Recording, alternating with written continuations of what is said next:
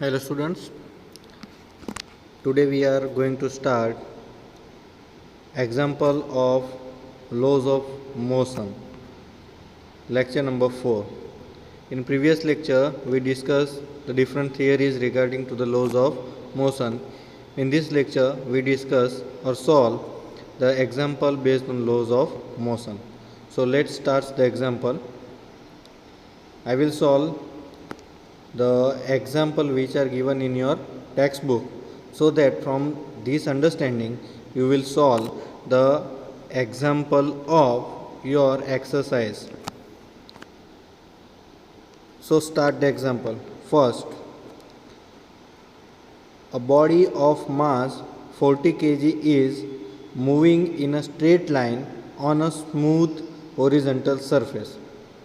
Its velocity is decreased from 5 meter per second to 2 meter per second in 6 seconds. Find the force acting on the body.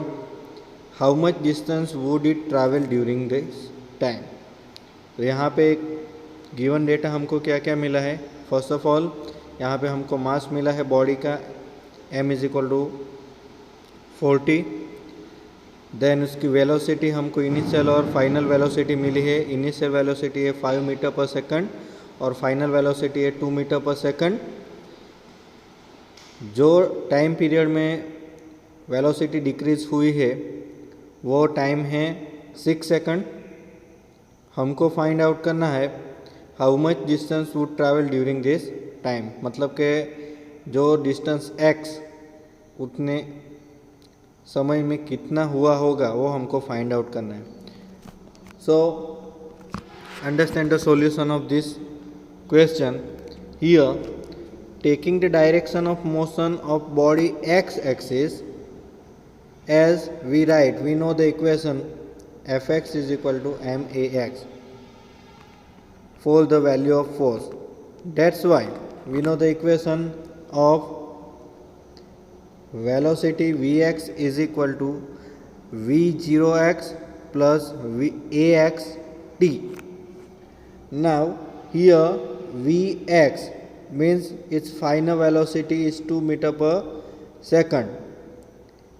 V0x means its initial velocity is 5 meter per second. Ax is unknown. Time हमको मिला है 6 second. That's why all of this value input in this equation. Vx is equal to V0x plus axt. Vx is 2, V0x is 5, ax is unknown and t time है 6. That's why we from this equation, from this we get the value of ax. It is minus 0.5 meter per second square. It is the value of acceleration.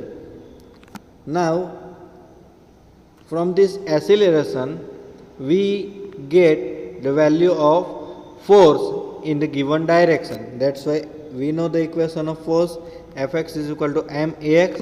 यहाँ पे जो m की जो value है हमको मिली है m is equal to 40 kg. m is equal to 40. ax की जो वैल्यू मिली है हमको minus 0.5. That's why we get the value of fx is equal to minus 20 Newton. So we get the value of fx minus 20 Newton.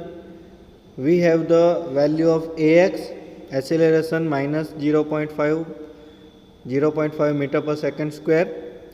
That's why from the equation of vx square minus v0x square is equal to 2ax.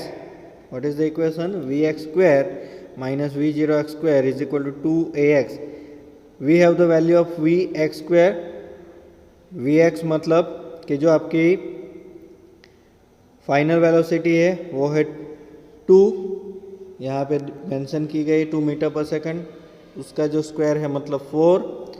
v0x की जो value है 5, उसका जो square है 25, मतलब 4 minus 25 is equal to 2. ax की value हमारे पास नोन है, ax है माइनस 0.5 इंटू एक्स। सो जो यहाँ पे एक ही अननोन वैल्यू है x, so simplify this, we get the value of x is equal to 21 meter. So x is equal to 21 meter distance it will travel during this time period.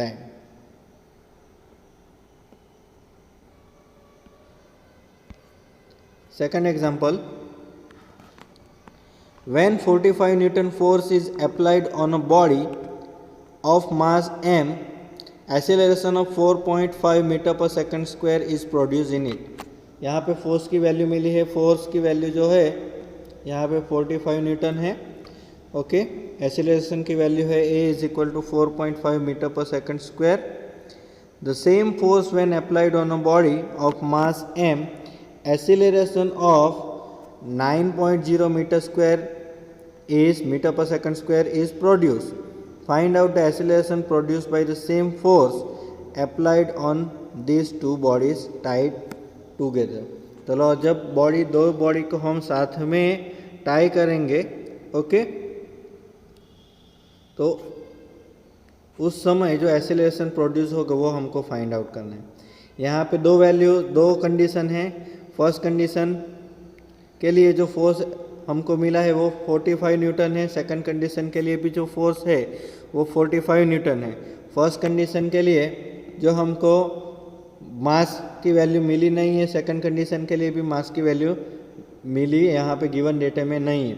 यहाँ पे first case में acceleration है 4.5 meter per second square, second case के लिए हमारे पास acceleration की value है 9.0 metre per second square. तो हम इसके बेस पे कैलकुलेट कर सकते हैं इनिशियल कंडीशन में फोर्स और जो लेटर वन दी गई है उसके लिए जो फोर्स। तो फर्स्ट कंडीशन के लिए force F is equal to m है। यहाँ पे दोनों कंडीशन में फोर्स 45 मेंशन है। फर्स्ट कंडीशन में अननोन है, सेकंड कंडीशन के लिए हमने लिखेंगे m डैश। फर्स्ट कंडीशन के लिए एक्सेलरेशन है 4.5, सेकंड कंडीशन के लिए 9.0। That's why for the first condition we get the value of mass m is equal to 10 kg. Similar way, we get the value of mass for the second case is m dash is equal to 5 kg. If after trying these two bodies together, चलो अब हमको क्या करना है, यहाँ पे दो पहले अलग अलग बॉडीज थी, उसको अभी हमको कंबाइन करना है। तो फर्स्ट जो बॉडी है उसका मास हमको मिल गए है m is equal to 10 kg। Second case के लिए जो बॉडी का जो मास है वो है m dash is equal to 5 kg हमारे पास है। So we use this equation, F is equal to m plus m dash a double dash। That's why यहाँ पे F की वैल्यू रखेंगे। यहाँ पे जो F फोर्स की वैल्यू कांस्टेंट है 45, तो वो हम F की जगह पे 45 रखेंगे। m और m dash की वैल्यू है हमारे पास ये 10 और ये 5, तो 10 प्लस 5 a डबल डैश जो हमको फाइंड आउट करना है।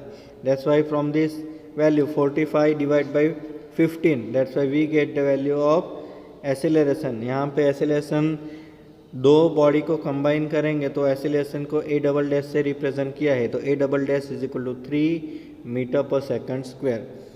For easy solve out the problem you have to understand and remember the equation of different theories of laws of motion. Now move forward towards the example number 3. Here a car of mass 1000 kg, यहाँ पे mass की value दी गई है 1000 kg, is moving with a velocity 30 meter per second on a horizontal straight road. On seeing red light of traffic signal, the driver applied a brake to produce a constant braking force of 4 kilonewton। यहाँ पे जो force की value है 4 kilonewton है, velocity दी गई है 30 metre per second, मास की वैल्यू है m is equal to 1000 kg। First you have to find out the deceleration of the car. Second you have to find out what time will the car take to stop, car को stop होने में कितना time लगेगा। Third, how much distance would it travel during the motion, तो ये during the motion वो कितना distance travel करेगा कार, वो हमको फाइंड आउट करना है। Let's see the solution. Here taking x axis in the direction of car, जो कार मूव कर रही है उसकी हम डायरेक्शन लेंगे x axis. The force applied on it towards in negative direction, यहाँ पे हमने फोर्स लगाया है in terms of brake, in terms of brake लगाया है, मतलब कि जो कार मूव हो रही है उसके अपोजिट डायरेक्शन में हमने फोर्स लगाया है। डेट्स वाई जो फोर्स लगाएंगे वो नेगेटिव एक्स डायरेक्शन में होगा। यहाँ पे जो कार की जो मूवमेंट है वो प्लस एक्स एक्सिस पे है, जब भी हम ब्रेक लगाएंगे तो जो ब्रेक लगा रहे उसकी वजह से जो फोर्स लगेगा वो कार की मूवमेंट के अपोजिट डायरेक्शन में होगा। That's why the force we applied it would be in the negative of x direction. यहाँ पे जो फोर्स की वैल्यू है किलो न्यूटन में दी गई है 4 किलो न्यूटन। 4 किलो न्यूटन को न्यूटन में कन्वर्ट करते हैं, that's why 4 × 10⁻³ newton. We have the equation Fx is equal to ma(x), Fx is equal to ma(x).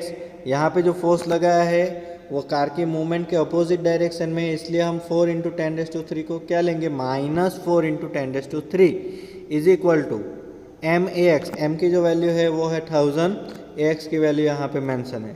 Okay, तो from this we get the value of acceleration in x direction is -4 metre per second squared. मतलब यहाँ पे जो acceleration है वो negative indicate कर रहा है, मतलब कि एक्सीलरेशन होगा तो प्लस में आता आंसर, यहाँ पे उसका एक्सीलरेशन रिड्यूस हो रहा है। That's why we can say that it is a deceleration. जो फर्स्ट जो क्वेश्चन है हमको फाइंड आउट करना है, find out the deceleration of the car. तो deceleration of the car कितना होगा, वो होगा -4 मीटर/सेकंड²। अभी सेकंड क्वेश्चन क्या पूछा है, what will the car take to stop. Okay, तो कार स्टॉप होने में कितना टाइम लगेगा। चलो यहाँ पे हमारे पास कार स्टॉप होगी, मतलब उसकी जो फाइनल वेलोसिटी है वो फाइनल वेलोसिटी कितनी होगी 0। ओके, उसकी जो इनिशियल वेलोसिटी है वो हमको मालूम है 30 मीटर/सेकंड। तो we have the equation Vx is equal to V0x plus axt। तो यहाँ पे जो Vx की जो वैल्यू है, कार जब स्टॉप करेगी तो वो उसकी फाइनल वेलोसिटी 0 हो जाएगी। तो Vx की जगह पे 0 रखा, चलो Vx की जगह पे 0, V0x जो इनिशियल वेलोसिटी है वो 30 है। यहाँ पे जो एक्सीलरेशन की वैल्यू मिली हमको -4, तो ax की जगह पे -4 रखा into t। From solving this we get the value of time. Okay, तो टाइम की जो वैल्यू मिली है वो 7.5 सेकंड मिली। तो क्या कि कार 7.5 सेकंड के बाद ओके वो स्टॉप होगी। चलो थर्ड क्वेश्चन क्या फाइंड आउट करना है, how much distance would it travel during the motion. चलो जब भी ये दोनों इक्वेशन आप याद रखो, जब भी आपको टाइम फाइंड आउट करना है, एक इनिशियल वेलोसिटी या फाइनल वेलोसिटी दी गई है तो आपको इक्वेशन यूज़ करना है Vx is equal to V0x plus axt। और जब भी आपको फाइनल वेलोसिटी इनिशियल वेलोसिटी दी गई है उसके साथ एक्सीलरेशन की वैल्यू आपको मालूम है और डिस्प्लेसमेंट फाइंड आउट करना है, डिस्टेंस फाइंड आउट करना है, तो आप इक्वेशन यूज़ करेंगे Vx² minus V0x² is equal to 2ax। चलो Vx² मतलब जब भी कार रुकेगी मतलब उसकी जो फाइनल वेलोसिटी 0, V0x की वैल्यू हमारे पास है, V0x की वैल्यू है 30, मतलब के 30² 900 इज इक्वल टू 2। ax की जो वैल्यू है, ax की वैल्यू यहाँ पे हमको हमारे पास है -4 मीटर/सेकंड², तो -4 रखेंगे इंटू x। तो from this we get the value of x। x मतलब कि डिस्टेंस ट्रैवल, यहाँ पे जो x की जो वैल्यू मिली है 112.5 metre. So we can say that the answer of question number 3, how much distance would it travel during this motion, the distance travel during this motion is 112.5 metre.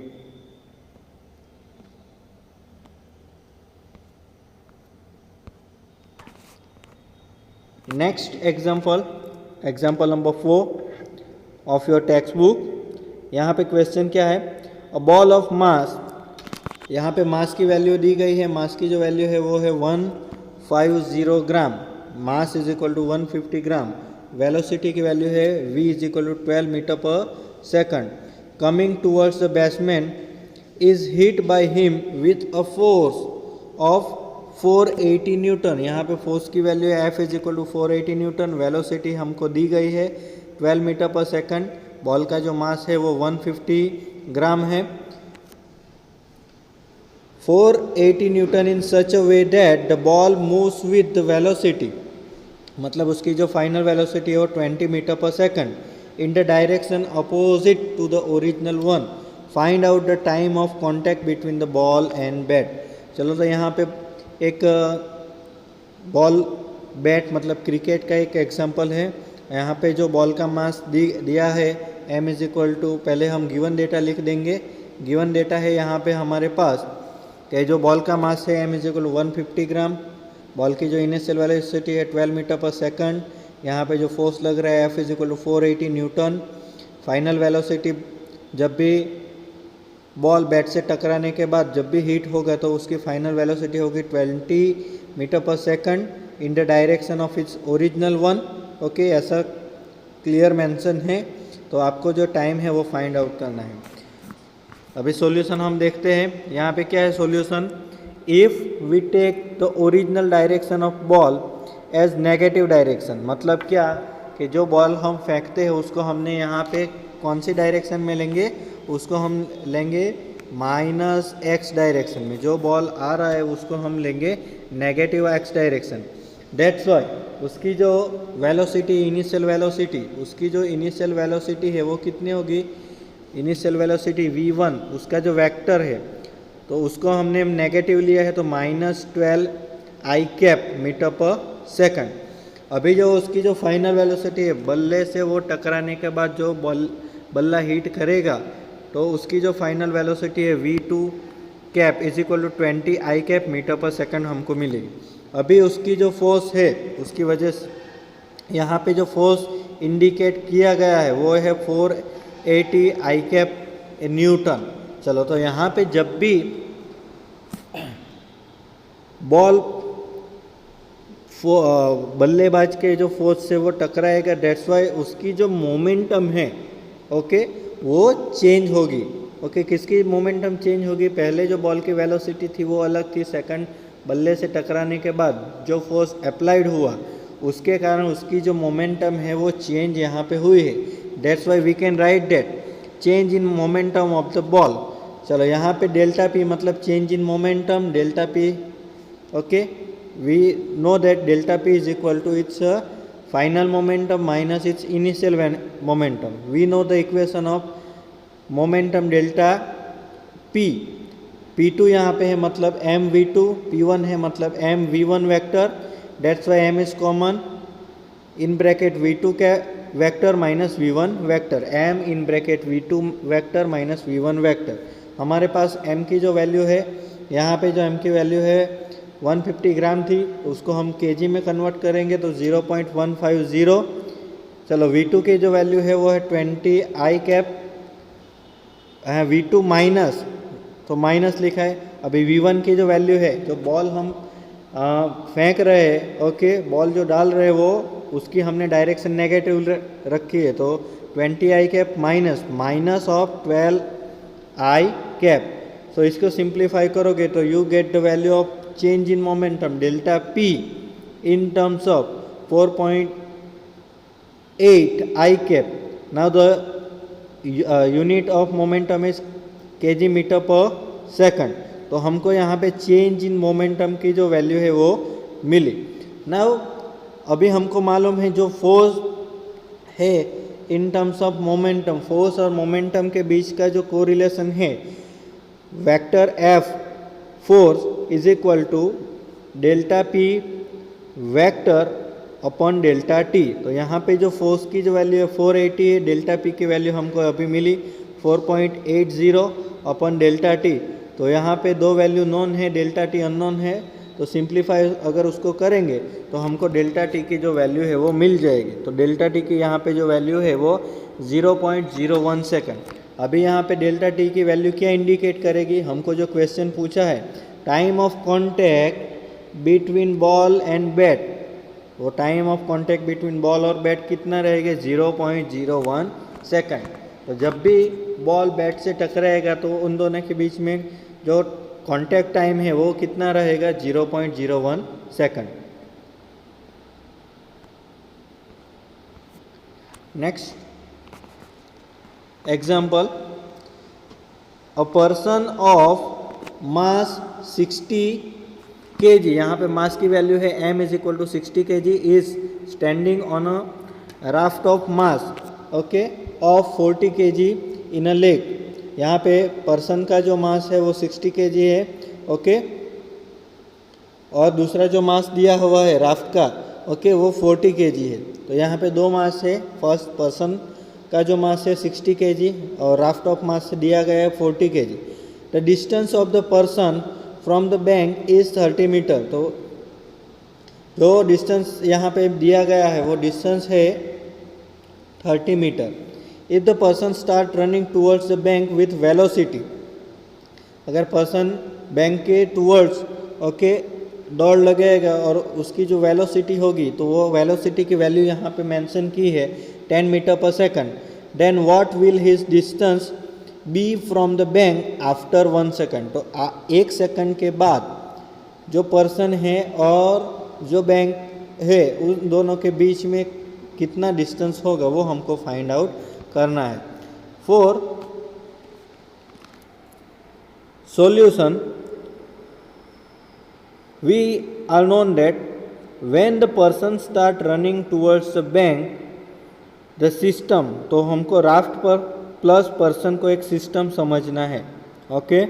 when the person start running towards the bank the system means what, system means what, it is a combination of raft and person, दोनों को मिलाकर उसको हमको एक system समझना है। Suppose the mass of person, यहाँ पे दो मास अलग अलग है, एक है मास ऑफ पर्सन उसको रिप्रेजेंट करेंगे m सफिक्स p और मास ऑफ राफ्ट है m suffix r, mp and mr। यहाँ पे velocity of person with respect to raft, यहाँ पे जो है velocity of person with respect to raft उसको हम इंडिकेट करेंगे वेक्टर v ऑफ pr, और second velocity of raft with respect to bank तो उसके इंडिकेट करेंगे vector v rb। Then velocity of person with respect to bank तो यहाँ पे वेक्टर v pb। तो यहाँ पे तीन केस हैं। फर्स्ट केस है velocity of person with respect to raft, second is velocity of raft with respect to bank, third one is velocity of person with respect to bank.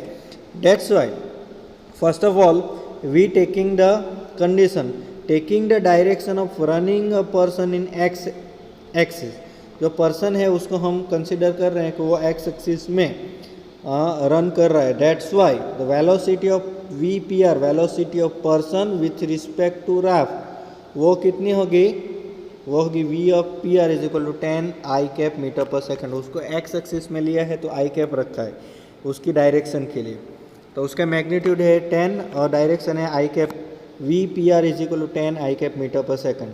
Now it is clear that we know that velocity vector of v P B is equal to v P R plus v R B.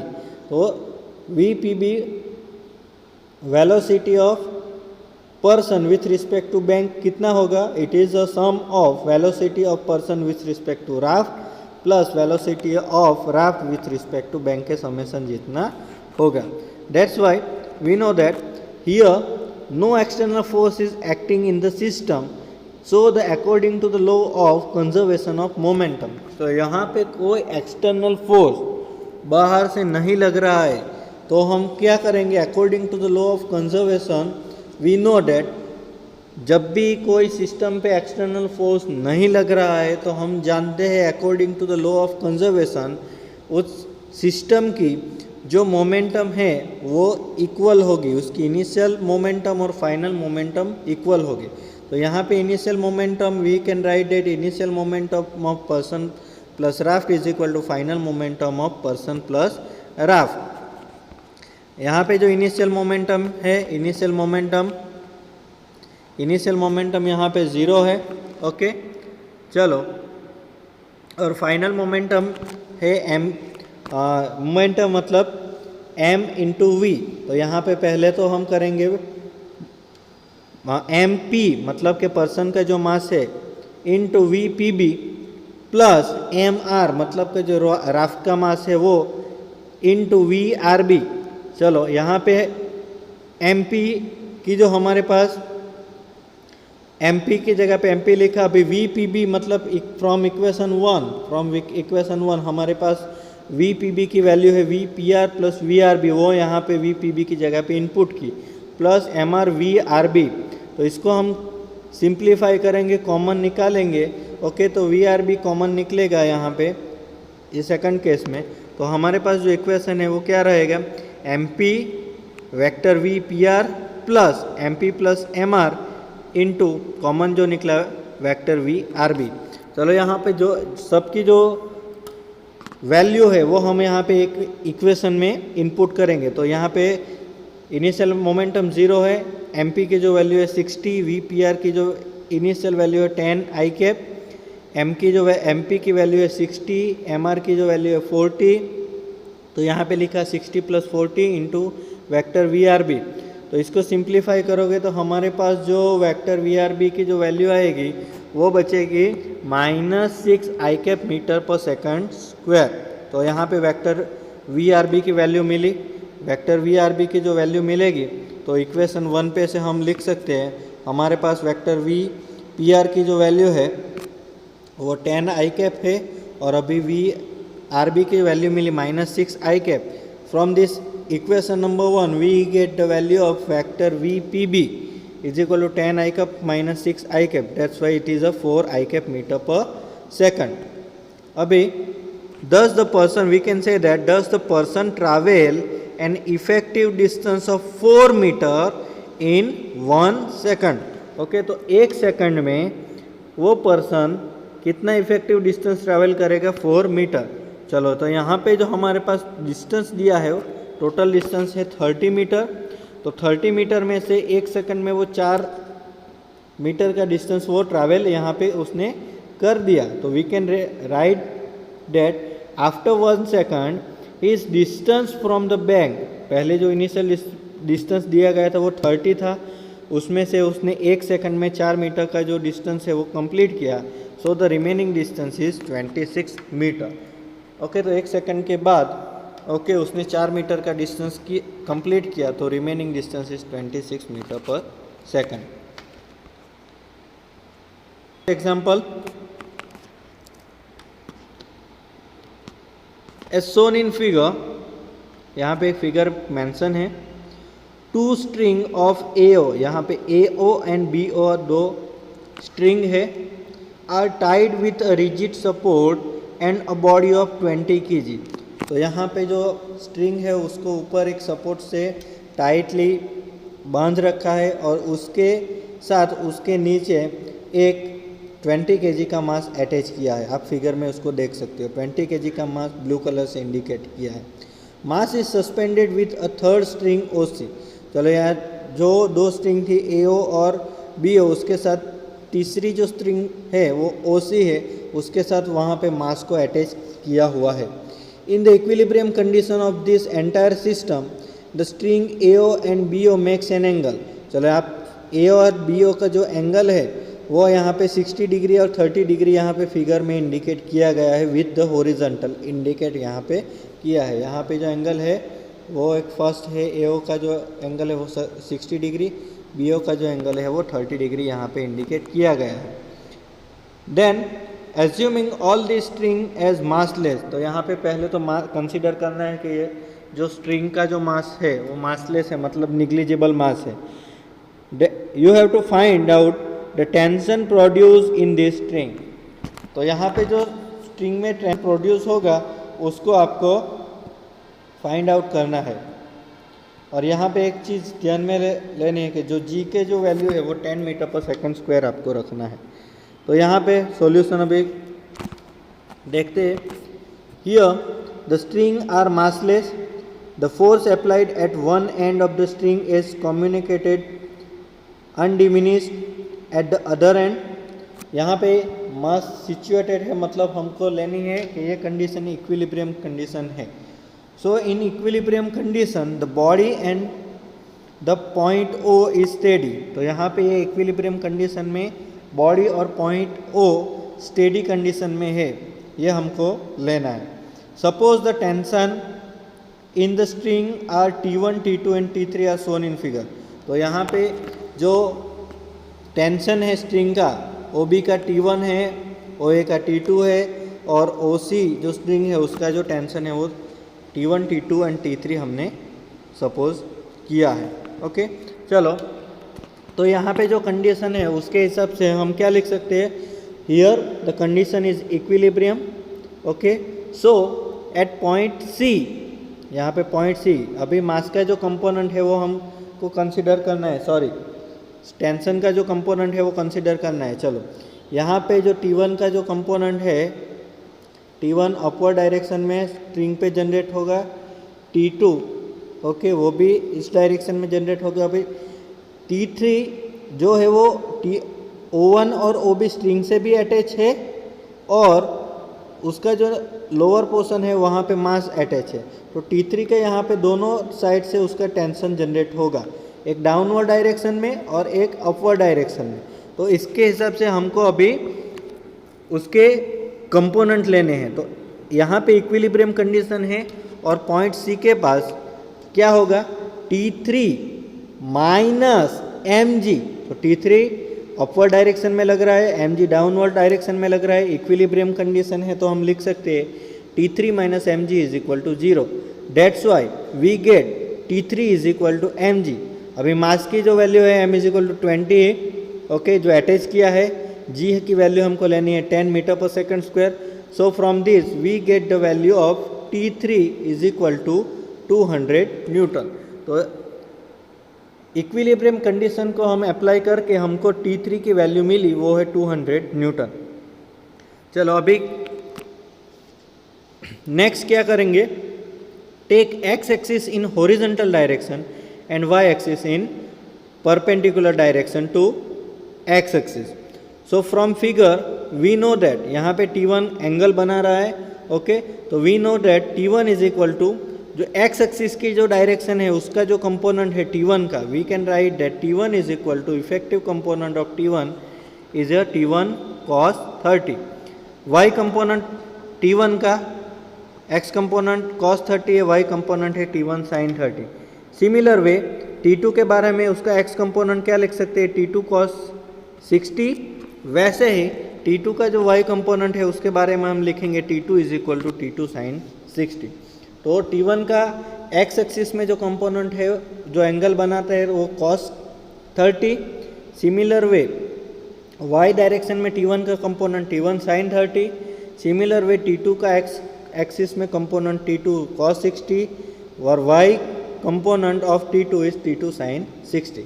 अभी equilibrium condition O पे situated करते हैं। पहले हमने equilibrium condition है C point पे लिया था, और C पॉइंट पे लेके हमने T3 की वैल्यू हमको मिली थी।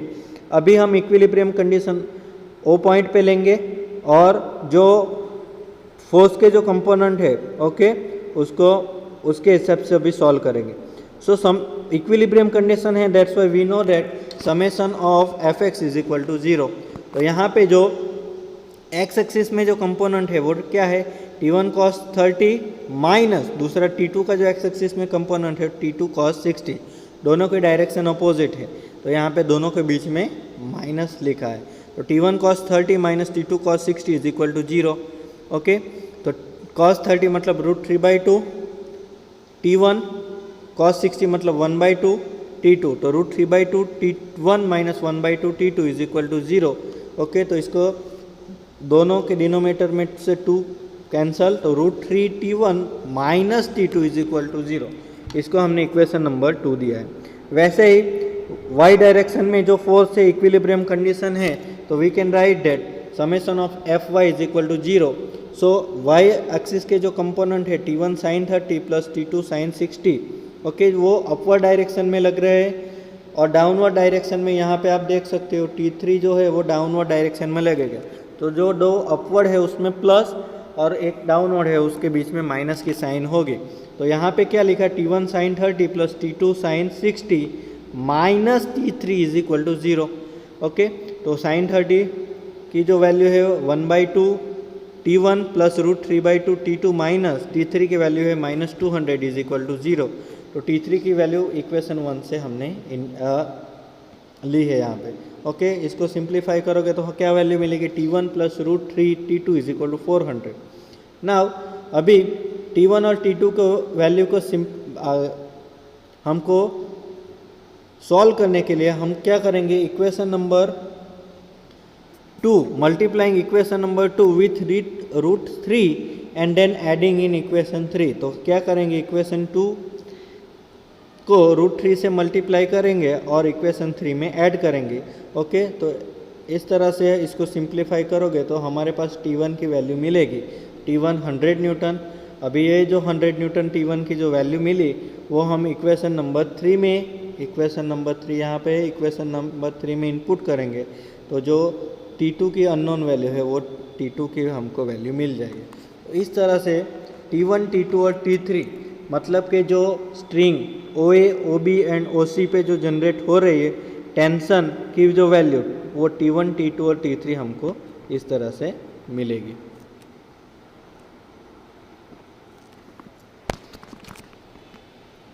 Next example,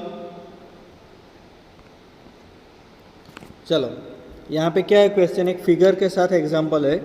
a block of mass 4 kg, तो ब्लॉक है उसका मास दिया है m is equal to 4 kg, rest on a horizontal plane. यहाँ पे जो फिगर में मेंशन किया है उस तरह से वो ब्लॉक हॉरिजॉन्टल प्लेन पे सिचुएटेड है। The plane is gradually incline, पहले वो हॉरिजॉन्टल एक्सिस पे सिचुएटेड था। Now the plane is gradually inclined until the angle of 15 degree. तो ये पहले जो आपका ब्लॉक था ऐसे हॉरिजॉन्टल कंडीशन पे सिचुएटेड था, अभी ग्रेजुअली ये जो हॉरिजॉन्टल प्लेन है उसको इंक्लाइन किया, कब तक कि जब तक थीटा की जो वैल्यू है वो कितनी हो जाए, 15 डिग्री हो जाए, तब तक उसको इंक्लाइन किया है। The plane is gradually inclined until an angle 15 degree with a horizontal. The block is just begin to slide. What is the coefficient of static friction?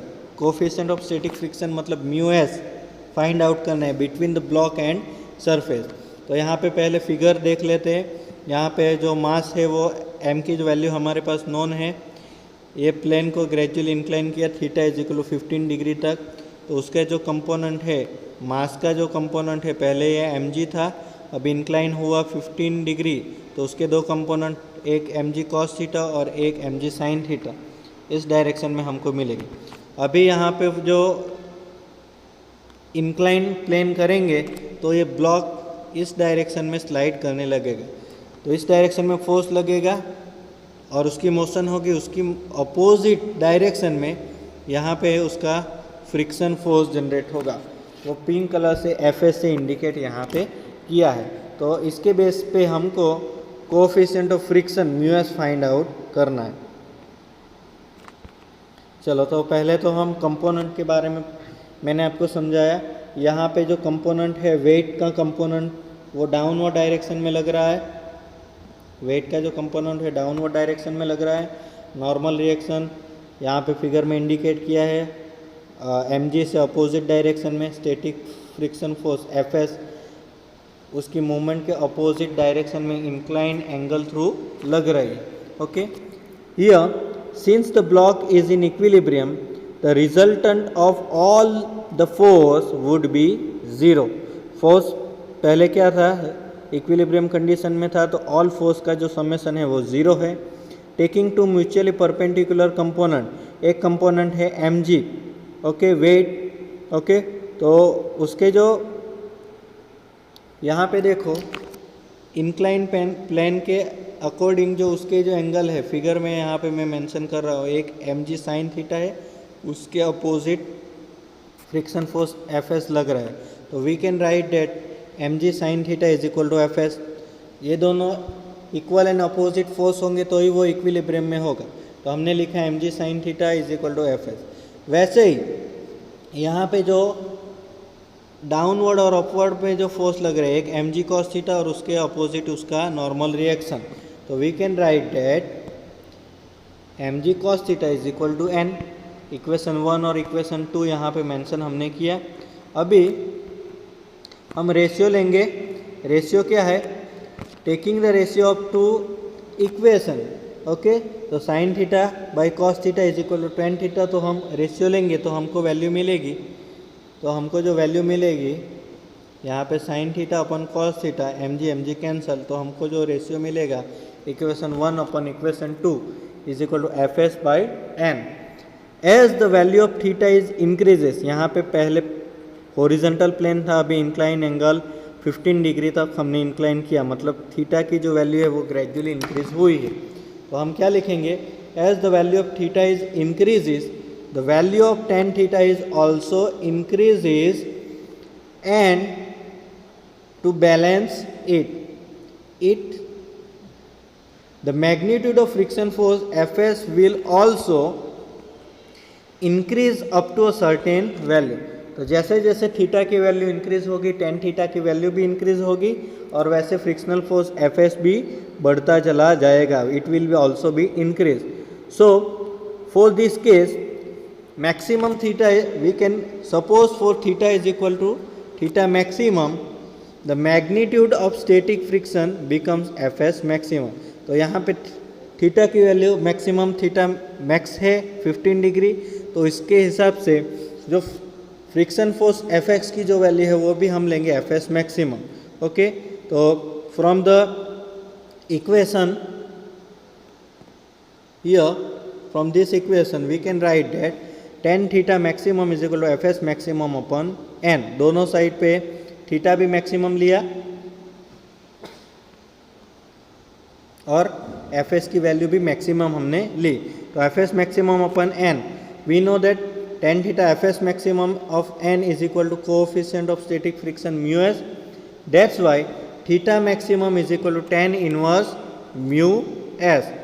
When the value of theta is becomes a little more than theta maximum the block start the sliding.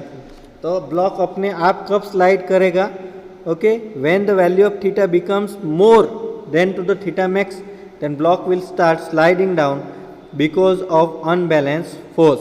तो यहाँ पे theta की जो maximum value हमको मिली है theta max 15 degree, theta max की जो मैक्सिमम वैल्यू है, थीटा मैक्स की जो वैल्यू है मैक्सिमम 15 डिग्री है, that's why from this equation theta max is equal to 10 inverse mu s, that's why mu s is equal to 10 15, okay. Theta max की value है हमारे पास 15 degree, that's why mu s is equal to 10 15 is equal to 0.27, mu s is equal to coefficient of static friction. So from this we get the value of coefficient of static friction, okay, वो उसकी जो value मिली, okay, वो 0.727 है। और यहाँ पे एक बात आपको समझनी है कि जो म्यू एस है, ओके, वो मास पे डिपेंडेंट होता नहीं है।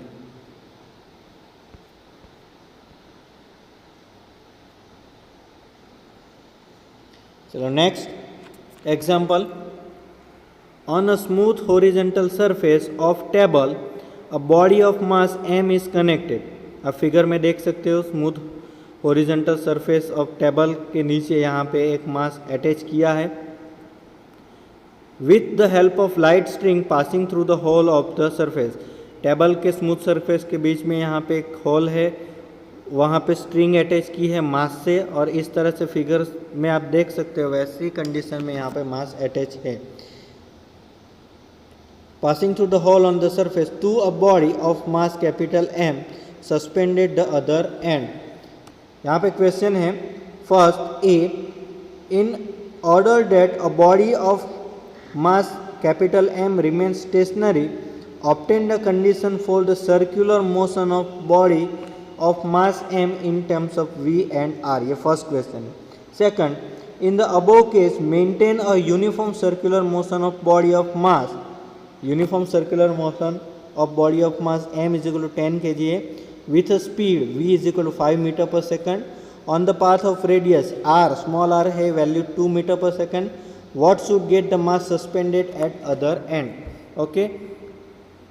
m फाइंड आउट करना है, g की value 10 metre per second square आपको लेनी है। चलो यहाँ पे जो फर्स्ट क्वेश्चन है उसके रिगार्डिंग सॉल्यूशन देखते हैं।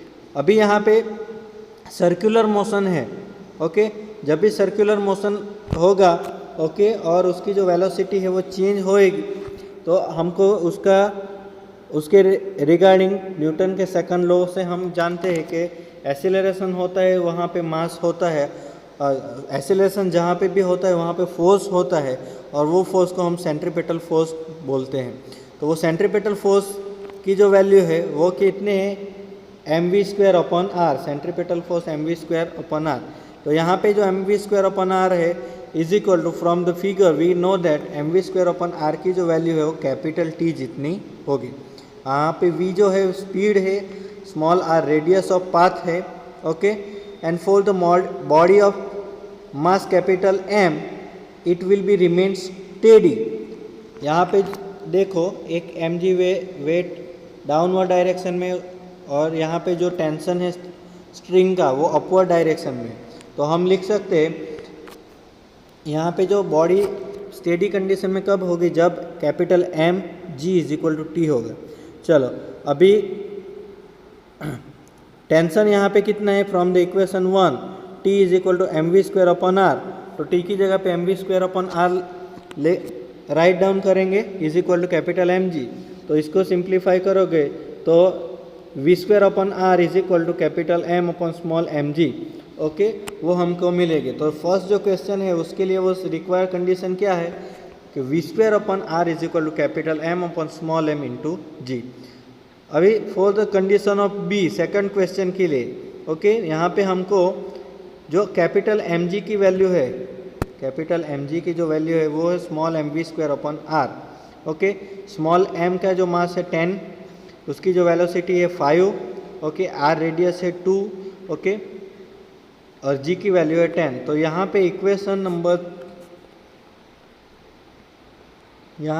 नंबर 3 में हम m, v, r और g की वैल्यू इनपुट करेंगे तो जो मास है उसकी वैल्यू हमको मिलेगी। कैपिटल M यहाँ पे जो मास अटैच है okay, m is equal to कितना होगा, m is equal to 12.5 kg का वो लोड होगा, मास अटैच होगा। Next example, a circular race track of radius 300 meter, यहाँ पे रेडियस स्मॉल r 300 मीटर है, is banked at an angle theta है 15 degree. Coefficient of friction between the wheel and the race car of the road is 0.2। तो यहाँ पे coefficient of friction है mu की value है 0.2। Calculate first the optimum speed of the race car to avoid wear and tear of its tyre. Second, the maximum permissible speed to avoid the slipping. चलो तो ये condition में tyre का wear tier ना हो उसके regarding उसकी optimum speed first question में फाइंड आउट करना है और दूसरे के क्वेश्चन में maximum permissible speed find out करनी है ओके। तो इसका हम सॉल्यूशन पढ़ते हैं। Normally on bank road the sum of the horizontal component of the normal force and the frictional force provided the necessary centripetal force. तो यहाँ पे सेंट्रीपेटल फोर्स कौन प्रोड्यूस करेगा, उसका जो हॉरिजॉन्टल कंपोनेंट का जो नॉर्मल फोर्स है वो, और फ्रिक्शनल फोर्स सेंट्रीपेटल कंपोनेंट यहाँ पे इस केस में जनरेट करेगा। हमने ये थियरी में पढ़ा था। At the optimum speed the horizontal component of normal reaction alone is enough to provide the required centripetal force okay. तो ऑप्टिमम स्पीड के लिए नॉर्मल रिएक्शन का सिर्फ हॉरिजॉन्टल कंपोनेंट ही सेंट्रीपेटल फोर्स जनरेट कर रहा है। तो ये दोनों कंडीशन मैंने आपको बोली क्वेश्चन नंबर 1 और क्वेश्चन नंबर 2 को सॉल्व करने के लिए। For first case we know the equation for optimum speed, we know the equation v0 is equal to under root r g tan theta okay. Banked road के लिए हमने ये equation याद रखना है, v0 is equal under root r g tan theta. चलो v0 r की जो वैल्यू है यहाँ पे 300, g की वैल्यू है 9.8, टेन थीटा, थीटा यहाँ पे 15 डिग्री का एंगल है ओके। तो 10 15, तो उसके हिसाब से जो ऑप्टिमम स्पीड मिलेगी तो ऑप्टिमम स्पीड कितनी होगी 28.1 metre per second. Second case में हमको मैक्सिमम परमिसिबल स्पीड मतलब वी मैक्सिमम फाइंड आउट करना है। तो बैंकेट रोड के लिए हमारे पास वी मैक्सिमम की जो इक्वेशन है थियरी में हमने पढ़ा था वो याद रखना है, √RG in bracket μs plus tan theta over 1 minus μs tan theta. So we maximum R की वैल्यू 300, G की वैल्यू 9.8, μs की जो वैल्यू है कोएफिशिएंट ऑफ फ्रिक्शन है 0.2, 1015 ओवर 1 माइनस 0.2 1015। इसको आप सॉल्यूशन करोगे, सिंप्लीफाई करोगे तो हमको वी मैक्सिमम की वैल्यू मिलेगी, तो वो हुई 38.1 metre per second.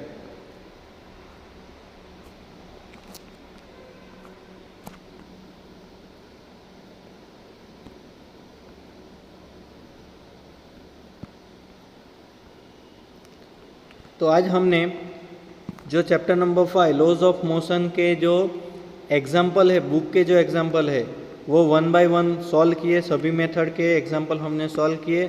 So I hope you understand it and you can easily solve the example of your book exercise. Thank you.